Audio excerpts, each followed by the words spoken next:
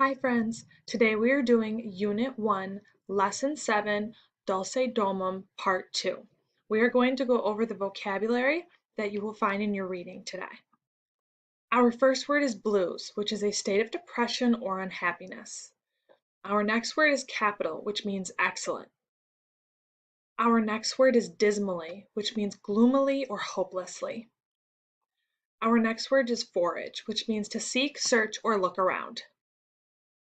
Then we have perceive, which means to notice something through the senses, to interpret something in a particular way.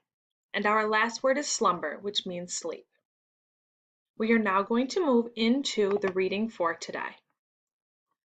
It was close and airless, and the earthy smell was strong. The mole struck a match, and by its light the rat saw that they were standing in an open space. The space was neatly swept and sanded underfoot. Directly facing them was Mole's little front door, with Mole End painted in Gothic lettering over the bell pull at the side. Mole took down a lantern from a nail on the wall and lit it, and the rat, looking round him, saw that they were in a sort of forecourt. A garden seat stood on one side of the door, and on the other a roller. The mole was a tidy animal, and could not stand having his ground kicked up by other animals into little heaps of earth. Down on one side of the forecourt ran a skittle alley, with benches along it and little wooden tables. In the middle was a small round pond. Mole's face beamed at the sight of these objects. He hurried Rat through the door, lit a lamp in the hall, and took one glance round his old home. Immediately he saw the dust lying thick on everything, saw the cheerless, deserted look of the long-neglected house, and collapsed again on a hall chair. "Oh, Ratty!" he cried dismally. "Why ever did I do it? Why did I bring you to this poor, cold little place on a night like this?" The rat paid no heed to him. He was running here and there, opening doors, inspecting rooms and cupboards, and lighting lamps and candles. "What a capital little house this is!" he called out cheerily. "Everything here and everything in its place. The first thing we want is a good fire. I'll fetch the wood and the coals, and you get a duster." Encouraged by his companion, the mole dusted and polished with energy, while the rat soon had a cheerful blaze roaring up the chimney. He hailed the mole to come and warm himself, but Mole promptly had another fit of the blues. "Rat," he moaned, "how about your supper, you poor cold, hungry, weary animal?" "I've got nothing to give you." "What a fellow you are for giving in!" said the rat calmly. "Why, only just now I saw a sardine opener on the kitchen dresser, and everybody knows that means there are sardines about somewhere. Pull yourself together and come with me and forage." They went and foraged accordingly, hunting through every cupboard and turning out every drawer. The result was not so very depressing after all. A tin of sardines, a box of Captain's biscuits, nearly full, and a German sausage encased in silver paper. "There's a banquet for you," observed the rat, as he arranged the table. "No bread," groaned the mole, "no butter, no caviar, no champagne," continued the rat, grinning. "And that reminds me, what's that little door at the end of your passage?" "Your cellar, of course." Rat made for the cellar door, and presently reappeared with a bottle in each paw, and underneath each arm. "Now wherever did you pick up those prints? Make the place look so homelike, they do. No wonder you're so fond of it, Mole. Tell us all about it, and how you came to make it what it is." The mole, much cheered by Rat's fine compliments, took time to show off his splendid abode. The rat, though desperately hungry, allowed the mole to hold court. At last the rat succeeded in decoying him to the table, and had just got seriously to work with the sardine opener, when sounds were heard from the forecourt without, sounds like the scuffing of small feet and a confused murmur of tiny voices. "Now, all in line, hold up the lantern up a bit. Tommy, clear your throats first. Where's young Bill?" "What's up?" inquired the rat. "I think it must be the field mice," replied the mole. "They go round carol singing regularly at this time of year.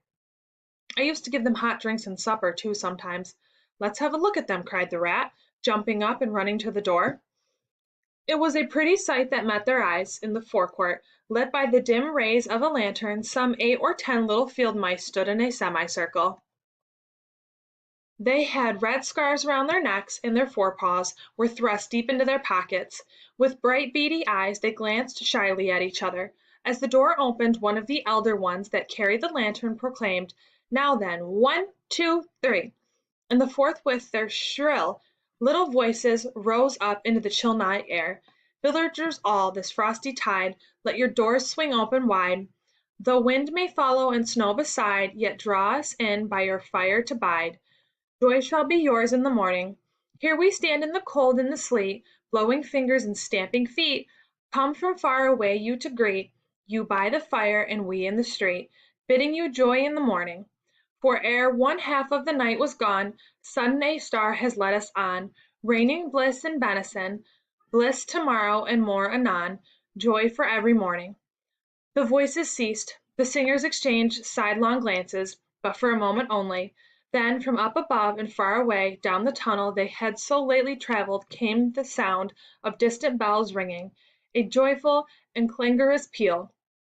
"Very well sung, boys," cried the Rat heartily, "and now come along in and warm yourselves." "Yes, come along, Field Mice," cried the Mole eagerly. "This is quite like old times. Shut the door after you. Pull up that settle to the fire. Now you just wait a minute while we—" "Oh, Ratty," he cried in despair, "we have nothing to give to them." "You leave that all to me," said the masterful Rat. "Here you, with the lantern, I want to talk to you. Now tell me, are there any shops open at this hour of the night?" "Why, certainly, sir," replied the Field Mouse respectfully. "At this time of the year our shops keep open to all sorts of hours." "Then look here," said the Rat, "you'll go off at once, you and your lantern, and you get me—" much muttered conversation ensued, here, such as "fresh mind. No, a pound of that will do. If you can't get it there, try somewhere else. Yes, of course, homemade." Finally, there was a chink of coin passing from paw to paw.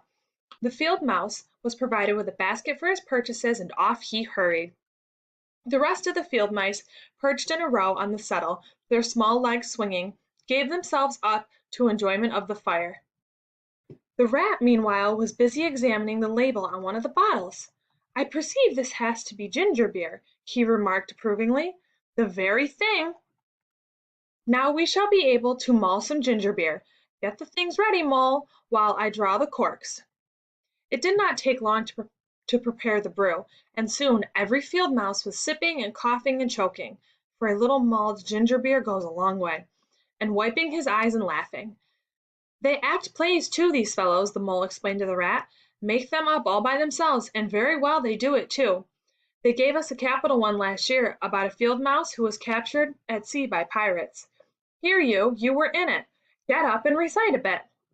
The Field Mouse addressed got up on his legs, giggled shyly, looked around the room, and remained absolutely tongue-tied.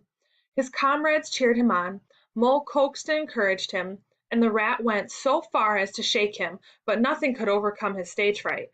The now mute Field Mouse was saved from further encouragement by the sound of the door opening. The Field Mouse with the lantern had reappeared with a heavy basket. There was no more talk of play acting, once the contents of the basket had been tumbled out onto the table. Under the generalship of Rat, everybody was set to do something. In a very few minutes supper was ready. As they ate, they talked of old times. They clattered off at last, very grateful indeed. When the door had closed on the last of them, Mole and Rat kicked the fire up, drew their chairs in, and discussed the events of the day. At last the Rat, with a tremendous yawn, said, "Mole, I'm ready to drop." "That your own bunk over on that side? Very well, then, I'll take this." Rat clambered into his bunk and rolled himself up in the blankets, as slumber gathered him in. You may now do Unit 1, Lesson 7, Google form.